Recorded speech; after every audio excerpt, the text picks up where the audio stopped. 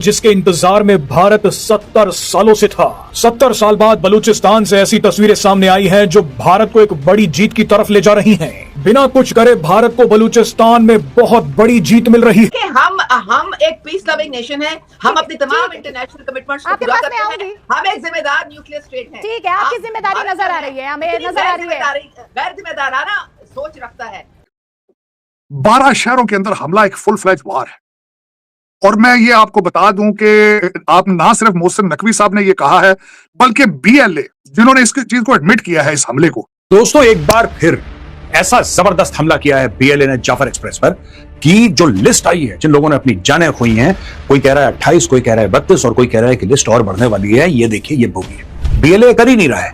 BLA सीधा का सीधा फौज पे हमला कर रहा है। पाकिस्तानी एयरफोर्स है, पाकिस्तान नेवी है, सब वहां पे भरे पड़े हैं, लेकिन कोई समझ नहीं पा रहा कि इनको रोकना कैसे है। जब ये हमले के लिए जाते हैं, जब किसी अटैक के लिए जाते हैं, तो ये सब कुछ जो भी अपनी रसूमात है वो पूरी करके जाते हैं कि साहब हम वापस नहीं आ रहे। नंबर 1 रोक नहीं पा रही, और जो नंबर 1 इनकी इंटेलिजेंस एजेंसी आईएसआई वो बता नहीं पा रही।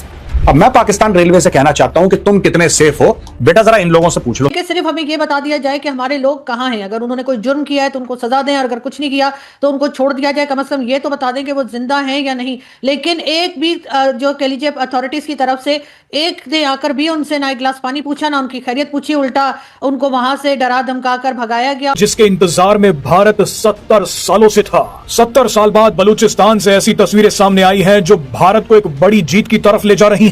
बिना कुछ करे भारत को बलूचिस्तान में बहुत बड़ी जीत मिल रही है। बलूचिस्तान में जो ऐलान हुआ है उसे देखकर कई लोग सोशल मीडिया पर लिख रहे हैं कि ये ऑपरेशन सिंदूर 2.0 है। दरअसल बलूचिस्तान के लोगों और कार्यकर्ताओं ने अपनी आजादी की घोषणा करते हुए अपने देश को रिपब्लिक ऑफ बलूचिस्तान बोल दिया है। इन लोगों ने ऐलान किया है कि अब हम स्वतंत्र देश हैं। बलूचिस्तान अब पाकिस्तान का हिस्सा नहीं है। सबसे जबरदस्त बात यह है कि बलूचों ने दिल्ली में बलूच दूतावास खोलने के लिए अनुमति मांगी है। इसके अलावा बलूचों ने संयुक्त राष्ट्र से डेमोक्रेटिक रिपब्लिक ऑफ बलूचिस्तान को स्वतंत्र राष्ट्र के रूप में मान्यता देने को कहा है। बलूचिस्तान के लोगों ने संयुक्त राष्ट्र से अपना पैसा, पासपोर्ट और अन्य संसाधनों के लिए अंतर्राष्ट्रीय सहायता प्रदान करने की मांग की है। अब आप ही बताइए कि पाकिस्तान की बर्बादी देखने के बाद इससे ज्यादा शानदार तस्वीर और क्या हो सकती है। अभी तक बलूचिस्तान पाकिस्तान ऑक्यूपाइड बलूचिस्तान था, लेकिन अब बलूचों ने इसे रिपब्लिक ऑफ बलूचिस्तान बोल दिया है। बलूचों ने आजादी का ऐलान करते ही अपने हाथों में तिरंगा पकड़ लिया। आप बलूच लोगों के हाथों में जो पोस्टर हैं उन्हें ध्यान से देखिए। इन्होंने बलूचिस्तान के साथ भारत का झंडा भी लगाया हुआ है। पोस्टर्स में लिखा है कि भारत और बलूचिस्तान एक साथ खड़े हैं।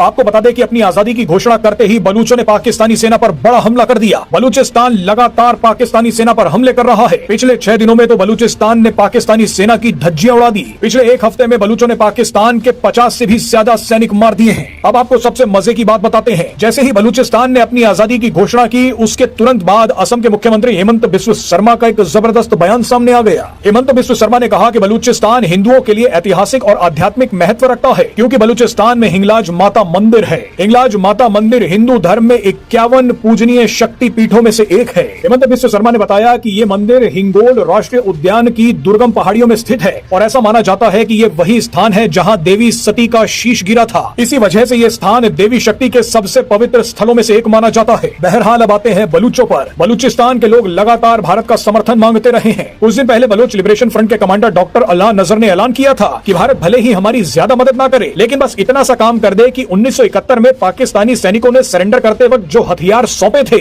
वो सारे के सारे हथियार हमें दे दे। बलूच कमांडर ने भारत से वो 93,000 बंदूकें मांगी हैं जो पाकिस्तानी सैनिकों ने सरेंडर करते वक्त भारतीय सेना को सौंपी थी। बलूच कमांडर ने कहा है कि इन 93,000 बंदूकों के साथ हमें बस 10-10 गोलियां और दे दीजिए। कि सिर्फ हमें ये बता दिया जाए कि हमारे लोग कहां हैं। अगर उन्होंने कोई जुर्म किया है तो उनको सजा दें, और अगर कुछ नहीं किया तो उनको छोड़ दिया जाए। कम से कम ये तो बता दें कि वो जिंदा हैं या नहीं। लेकिन एक भी जो कह लीजिए अथॉरिटीज की तरफ से एक ने आकर भी उनसे ना एक गिलास पानी पूछा, ना उनकी खैरियत पूछी, उल्टा उनको वहां से डरा धमका कर भगाया गया। और बार बार जब यही किया गया है तो जाहिर है कि जब आप केपीके और बलूचिस्तान के लोगों को as a second class citizen के तौर पर ट्रीट करेंगे और उनकी बात नहीं सुनी जाएगी, सिर्फ पंजाब की बात सुनी जाएगी, तो ये शिकायतें बढ़ती चली गई हैं। और अब इस जगह पर पहुंच गए हैं कि जहां पर कि आप देख रहे हैं कि 3-4 दिन हो गए हैं और किस तरह से वहां पर अटैक्स चल रहे हैं और ये इसमें नाकाम रहे। मतलब इंटेलिजेंस हमारी कहलाती है कि जी नंबर 1 है, लेकिन इनको नहीं पता लगा कि किस वक्त इन्होंने ये प्लान किया और किस तरह से ये 12-14 या जितनी जगह है वहां पर अटैक हुआ है। यही हमने जाफर एक्सप्रेस के वक्त भी देखा था।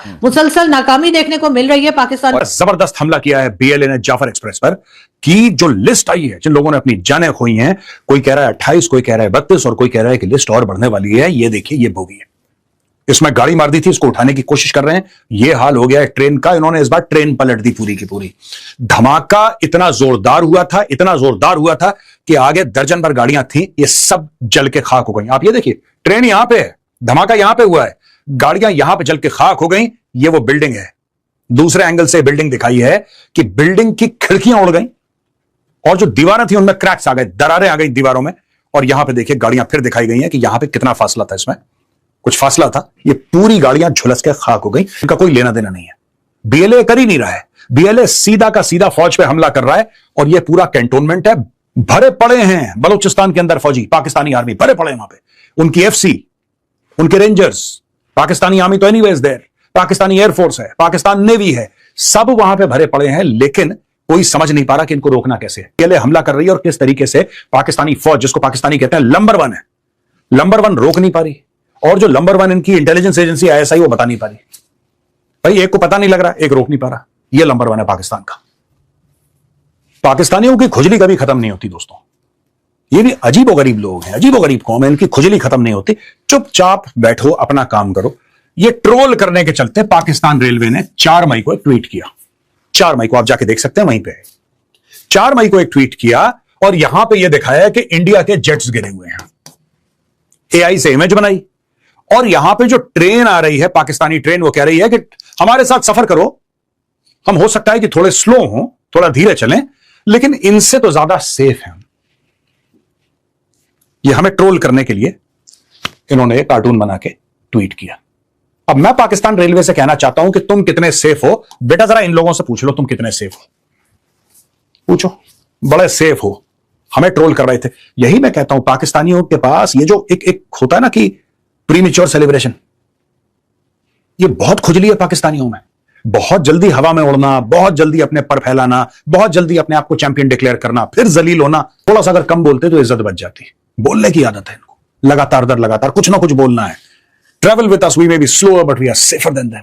हंस भी रहा है, ये देखिए सवाल, क्या स्माइल है इसकी। तो इनका एक विमेन का भी विंग है बीएलए का, और वो भी लड़ती हैं and they are highly educated. They are highly educated. आप देख लेना जो बीएलए के फाइटर्स हैं, ये सारे के सारे, मतलब आपको मिनिमम ग्रेजुएट तो मिलेगा ही मिलेगा। मैं सबकी बात नहीं कह रहा, लेकिन ओवरऑल जो है इनका एजुकेशनल क्वालिफिकेशन इनके पाकिस्तान फौज से बेहतर है। And I apologise to my brothers and sisters in Balochistan. I am not comparing you to Pakistan, I am not comparing you to the Pakistan army. बिल्कुल कंपेयर नहीं कर रहा, आप लोग बहुत बड़े हैं उनसे, बहुत ऊंचे हैं। लेकिन सिर्फ एक बात बता रहा हूं कि आपका जो दुश्मन है पाकिस्तानी फौज, जाहिल है। अब उन्होंने बोला है कि आपने हमें इतना मजबूर कर दिया, इतना मजबूर कर दिया कि जो बलूच ट्रेडिशन में औरतें ज्यादातर घर में रहती थी, वो घरों से बाहर निकल गई हैं, उन्होंने भी हथियार पकड़ लिए हैं। तो बच्चा हो, बूढ़ा हो, आदमी हो, औरत हो, कोई भी हो, स्टूडेंट हो, इन सब लोगों ने पाकिस्तानी स्टेट के खिलाफ हथियार उठा लिया। कि मुंबई जैसा हमला अगर पाकिस्तान ने कभी दोबारा भारत पर कर दिया तो फिर बलूचिस्तान इसके हाथ से निकल जाएगा। वैसा हमला तो खैर नहीं हुआ, लेकिन पाकिस्तान ने आतंकवादी हरकतें करना तो भारत ने नहीं छोड़ा। लेकिन मुझे लग रहा है वो उनकी बात अब सच होने का समय आ गया है। बलूचिस्तान पाकिस्तान से अलग होने के लिए पूरी तरह तैयार है, क्योंकि वहां इस वक्त ऐसी विद्रोह की आग धधक रही है, जंग है इस वक्त वहां पर। ये जितने संगठन है, बीएलए, बीएलओ, बीएलएफ, ये Baloch liberation army, Baloch liberation front, इन सबने जैसा हमला बोला ना, 12 से 14 शहरों पर एक साथ हमला किया। दशकों के बाद नानी याद आ गई पाकिस्तान की सेना। और इन्होंने दावा किया है बीएलए ने कि इस हमले में इन्होंने पाकिस्तान के 310 सैनिक मार दिए हैं। पाकिस्तान की अपनी सरकार जो है, सेना जो है वो कम बताती है, 17-18 बताती है, लेकिन जो इनके बलूचिस्तान की सरकार है 40 तो वो मान रही है। तो मतलब बहुत ज्यादा तादाद है। आप 300 ना भी मानिए तो बहुत ज्यादा तादाद है, सैकड़ों में हो सकती है। पाकिस्तानी आर्मी कह रही है हमने 216 इन विद्रोहियों को हमने मार गिराया है। बीएलए पिछले 5 दिन से पाकिस्तानी आर्मी को पीट रही है बलूचिस्तान में, और बलूचिस्तान के अलग अलग हिस्सों में धमाके भी हो रहे हैं। इस हमले में पाकिस्तान के बहुत सारे जवान मारे गए, कई लोग घायल हुए हैं, और इन घायलों से मिलने के लिए ही आसिम मुनीर और शहबाज शरीफ क्वेटा में, बलूचिस्तान की राजधानी में, वहां उनसे मुलाकात करने के लिए पहुंचे थे। और इनसे मिलने के बाद आसिम मुनीर ने यह कहा कि हम लोग को अंजाम देने वाले आतंकियों को और उनके मददगारों को हम छोड़ेंगे नहीं, अल्लाह की कसम हम छोड़ेंगे नहीं। और फिर भारत को का नाम लेके कहा कि ये सब भारत ही कराता है। इनको कहते ही ये फितना अल हिंदुस्तान है, मतलब ये तो हिंदुस्तान के फैलाए हुए लोग हैं, ये कहते हैं इनके द्वारा ही प्रायोजित है। अभी इनकी संसद में जो है खड़े होकर के इनका रक्षा मंत्री कह रहा था कि 22-22 लाख रुपए की तो राइफलें हैं, कहां से आती हैं? तो किसी और ने जवाब दिया उनको, अच्छा बढ़िया जवाब दिया। एक आदमी ने कहा कि अच्छा तुम कहते हो ये हिंदुस्तान करवा रहा है, हिंदुस्तान पैसे बांटता है, हिंदुस्तान इतने महंगे महंगे हथियार इनको देता है, तुम पैसे बांट दो ना। अगर हिंदुस्तान पैसे देके वहां आतंकवादी खड़े कर रहा है, तुम पैसे देकर के उनको अपना नागरिक बना लो, खरीद लो, तुम भी बलोचों को खरीद लो, कसम खिलाओ सबको पाकिस्तान के संविधान की, अगर ऐसा कुछ है भी तो। लेकिन वो नहीं कर सकते। और लोग बता रहे हैं कि अब जो कोशिश पाकिस्तान की सेना की है पूरी तरीके से नस्ल बदल देने की बलोचों की, कि और राज्यों से, पंजाब वगैरह से सबसे लोग ले जाकर के बड़ी तादाद में यहां पर उनको एस्टैब्लिश किया जाएगा, बसाया जाएगा, ताकि हमारे कुछ सगे लोग तो रहें बलूचिस्तान में, क्योंकि पूरा बलूचिस्तान अब अलग होना चाहता है इनसे। अब मैं आगे आपको कुछ और तस्वीरें दिखाता हूं, जब ये जाते हैं ना, निकलती हैं इनकी गाड़ियां आर्मी की, वो कैसे पत्थर मारती है जनता इनके ऊपर। और ये, हाँ, ये पहले देख लीजिए, ये चीफ मिनिस्टर ऐसे निकलता है बलूचिस्तान की सड़क पर सर, ये हालत है। गाड़ियां गिन लीजिए कितनी है, और हर गाड़ी के ऊपर जो है जवान खड़ा हुआ आपको दिखाई देगा। ऐसे हालात हो चुके हैं बलूचिस्तान के कि चीफ मिनिस्टर भी अपने शहर में, क्वेटा शहर में, एक जगह से दूसरी जगह जाने के लिए इतनी तैयारी के साथ निकलता है। आप देखिए, अगली तस्वीर दिखा दीजिए जरा, कि कैसे जो है लोग जो हैं वो पाकिस्तान की सेना का स्वागत करते हैं। ये जरा पूरा स्क्रीन पर लेकर दिखा दीजिए, ये देखिए, बच्चे, छोटे छोटे बच्चे आपको इसमें दिखाई देंगे। पाकिस्तान की सेना की गाड़ियां निकलती हैं तो वहां उनके साथ ये सलूक किया जाता है। अब ये बात पाकिस्तान के पत्रकार कह रहे हैं अपनी सरकार से कि जागो, बच्चा बलूचिस्तान का तुमसे नफरत करता है, इस हकीकत को मानो। हम नहीं चाहते कि पूरा मुल्क मजबूर हो जाए तुम्हारे खिलाफ हथियार उठाने पे। हम तुम बचाना चाह रहे हैं इस मुल्क को। कौम को सच बताओ। और क्या सच है? नंबर 1, तुम्हारे हाथ से पूरा सूबा निकल चुका है। बच्चा तुमसे नफरत करता है, इतनी नफरत करता है जितनी गलीज तरीन दुश्मन से की जाती है, ऐसे नफरत करता है। दूसरा, यह बताओ कि तुम्हारी कोई अमलदारी नहीं है पूरे सूबे में, बलूचिस्तान में। सुना आपने? पाकिस्तानी आदमी कह रहा है बच्चा नफरत करता है, बलूचिस्तान पाकिस्तान तुम्हारे हाथ से निकल गया। और कितने, ये तो मेरे ख्याल से 50 या 40-50% तो आबादी, वो पूरा एरिया है पाकिस्तान का, 40%। वो अकेला बलूचिस्तान है, बचेगा क्या पाकिस्तान का? इतना सा पाकिस्तान बचेगा, पतला लकीर जैसा, अगर ये निकल जाए तो। बलूचिस्तान में पाकिस्तानी फौज पर अब तक का सबसे बड़ा खतरनाक हमला हुआ है। ग्वादर के जीवानी इलाके में बलूच लिबरेशन आर्मी की खतरनाक मस्जिद ब्रिगेड ने पाकिस्तान कोस्ट गार्ड के कैंप को राह कर दी। बीएलए ने इस हमले की जिम्मेदारी लेते हुए बताया है कि उनके फियादीन ने बारूद से लड़े एक मजदा ट्रक को सीधे कैंप के अंदर घुसा दिया। धमाका इतना भयंकर था कि पूरा कैंप तबाह हो गया। इसके बाद उनका फतेह स्क्वाड ने वहां पहुंचकर बचे हुए सुरक्षा कर्मियों पर कार्रवाई की। बीएलए का दावा है कि हमले में 30 से ज्यादा पाकिस्तानी सुरक्षा कर्मी मौके पर ढेर हो गए और दोस्तों ढेरों घायल हैं। ग्वादर का ये वही इलाका है जो सीएपीसी प्रोजेक्ट के लिए पाकिस्तान की सबसे बड़ी उम्मीद है, लेकिन वहां हुई इस बड़ी चूक से पूरी पाकिस्तानी एस्टेब्लिशमेंट को हिला कर रख दिया। बीएलए ने इस हमले का वीडियो भी जारी किया है जिसमें उनका दहशत साफ दिख रही है। बलूचिस्तान में चल रही आजादी के लिए लड़ाई अब अपने सबसे खूंखार मोड़ पर आ गई।